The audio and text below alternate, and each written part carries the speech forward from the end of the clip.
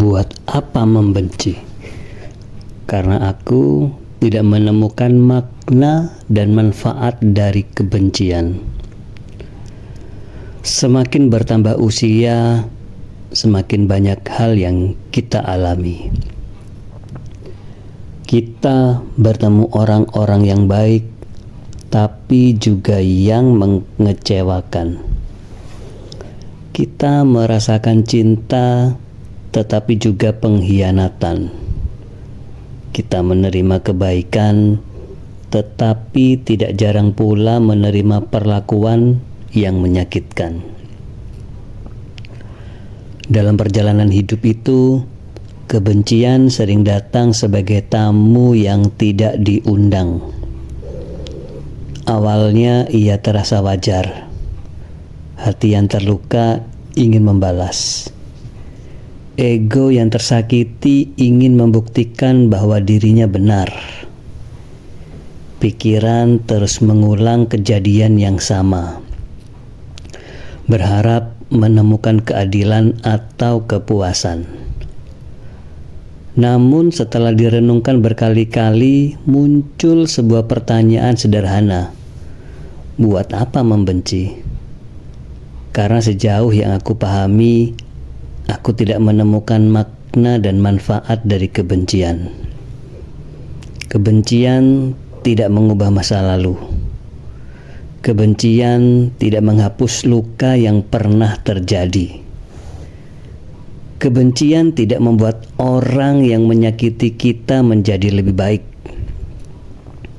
Dan yang paling ironis, kebencian seringkali lebih menyiksa orang yang menyimpannya daripada orang yang menjadi objek kebencian itu sendiri. Ketika kita membenci seseorang, tanpa sadar kita memberikan ruang dalam pikiran kita untuk terus memikirkannya. Kita membawa mereka ke dalam hari-hari kita. Kita mengizinkan mereka tinggal di dalam kepala kita. Bahkan ketika mereka mungkin sudah tidak memikirkan kita sama sekali. Bukankah itu terlalu mahal? Hidup ini sudah cukup berat tanpa harus menambah beban yang tidak perlu. Bukan berarti kita harus melupakan semua kesalahan orang lain. Bukan berarti kita harus membiarkan ketidakadilan terjadi. Dan bukan berarti kita harus kembali mempercayai orang yang pernah mengkhianati kita.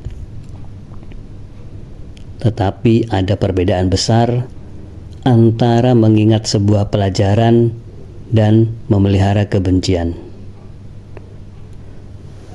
Pelajaran membuat kita lebih bijaksana. Kebencian membuat kita tetap terikat. Pelajaran membantu kita melangkah maju. Kebencian membuat kita terus menoleh ke belakang. Malam hari sering menjadi saksi bagaimana kebencian menguras energi manusia. Saat dunia mulai sunyi, pikiran kembali memutar cerita lama. Nama-nama tertentu muncul, wajah-wajah tertentu teringat, dan hati kembali lelah karena menghidupkan sesuatu yang sebenarnya sudah selesai. Padahal kedamaian tidak datang ketika orang lain berubah. Kedamaian datang ketika kita memutuskan untuk tidak lagi menyerahkan ketenangan hati kepada tindakan orang lain. Memaafkan bukan selalu tentang mereka. Seringkali memaafkan adalah hadiah yang kita berikan kepada diri sendiri. Karena hidup terlalu singkat untuk dihabiskan dengan memelihara api yang terus membakar hati. Pada akhirnya, aku memilih melepaskan. Bukan karena apa yang terjadi tidak menyakitkan. Bukan karena aku membenarkan kesalahan mereka. tetapi karena aku tidak menemukan makna dan manfaat dari kebencian.